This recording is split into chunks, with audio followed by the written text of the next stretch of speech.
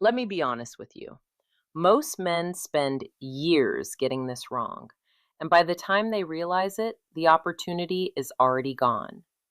It's not about buying flowers, planning fancy dinners, or pulling off big dramatic gestures. That's what they think matters. What truly draws a woman in goes much deeper than that. It's about how you perceive her, how your presence allows her to feel more like herself than she normally does. It's in those quiet moments when your eyes meet hers and something inside her settles, like the noise in her mind finally has a rhythm. When you compliment her in a way that reflects who she is beneath the surface, without trying to impress or seek approval, you're not playing a game. That's influence. Real influence doesn't need to be loud or obvious. It's subtle, felt, and undeniable. What I'm about to share with you are 8 kinds of compliments that go far beyond surface level praise. Curious. These aren't about boosting her ego or saying what you think she wants to hear. These are the kind of words that reach deeper, past the image she shows the world, past the distractions and expectations, and connect with something real inside her. Most men never even touch that level. But if you're someone who's tired of shallow conversations and wants something more grounded, more honest, and more meaningful, then you're exactly where you need to be. Before we go further, just remember this. If you're drawn to understanding attraction in a deeper, more authentic way, and you want to build real emotional connection instead of chasing attention, then make sure you're part of this space. Here, it's not about chasing, it's about presence. Welcome to Feminine Insight. I'm Amelia, and we're going deeper than most people are willing to go. Let's start with something simple, but powerful. Telling her that she notices things most people miss. Most men underestimate how attractive true awareness is. When you genuinely recognize the way a woman observes the world, you're not just giving her a compliment, you're acknowledging a part of her that rarely gets seen. And that hits deeper than anything surface level ever could. In that moment, she doesn't feel admired for how she looks or how she presents herself. She feels understood for how she thinks. And that's rare. It separates you from every other man who's trying to impress her with charm or rehearsed confidence. You're the one who notices the subtle shifts in her tone, the hesitation in her words, the quiet emotions she doesn't openly express. When you say she sees things differently, what she really hears is that she's not invisible, and that recognition carries weight. But here's where most men ruin it. They try to fake this level of depth. They throw out lines that sound meaningful, but their attention is still stuck on the surface. And that disconnect is obvious. Women can sense when words don't match awareness. So if you're going to say something like that, it has to come from a real place. You have to actually be the kind of man who pays attention, who listens beyond words, who notices what others overlook. That kind of presence doesn't need constant talking. Sometimes it's felt in silence. It communicates that you're not there to fix her, impress her, or chase her. You're there to understand her. And in a world where most people are distracted and disconnected, someone who truly sees her stands out in a way she won't forget. You don't win someone over by doing more. You do it by noticing more. Because awareness creates connection, and connection is where everything begins. Now let's move to something most men completely misunderstand. Comfort. A lot of men believe attraction has to be intense, exciting, even chaotic. They think it's about creating sparks and constant stimulation. But what they don't realize is that real attraction often begins in a much quieter place. It starts with emotional safety. When a woman feels at ease around you, when she doesn't feel the need to perform or protect herself, That's when something real can grow. So when you tell her that she has a calming presence or that people naturally feel comfortable around her, you're not calling her nice. You're recognizing something much deeper: her ability to create a sense of ease in others. And that's powerful. Comfort isn't boring, it's grounding. It's what allows someone to relax, to let go of their defenses, to show who they really are without fear of being judged or misunderstood. That feeling is rare. And when someone experiences it, they don't forget it. But don't confuse comfort with being passive or overly agreeable. Real comfort comes from stability, from being grounded in yourself. It's not about shrinking or avoiding tension. It's about creating a space where authenticity can exist. When you carry that kind of energy, people naturally feel it. And for a woman who's used to being seen only on the surface, that sense of emotional safety becomes incredibly attractive. You're not adjusting yourself just to make others comfortable. You're steady, grounded, and that steadiness becomes a place she can relax into. That kind of energy shows up when you stop trying to control the room and simply exist within it.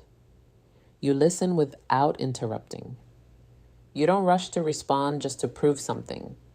You're not competing for attention because your attention itself carries weight. Later, she won't be able to fully explain why she feels drawn to you.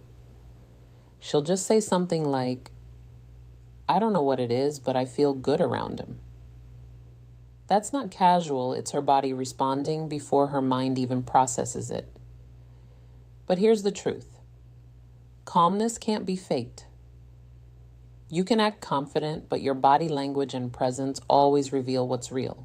This kind of grounded energy comes from being at peace with yourself, from allowing silence to exist without feeling the need to fill it, and from understanding that connection isn't forced, it's allowed. When you create that kind of space, trust begins to form naturally. Trust leads to openness, and openness creates a deeper kind of connection, the kind that isn't manufactured or manipulated, but genuine and lasting. So if someone tells you that people feel comfortable just being around you, don't brush it off. It means your presence carries a kind of calm that others can feel. It means you bring stability into a world full of noise and performance. You're not adding to the chaos, you're creating space within it.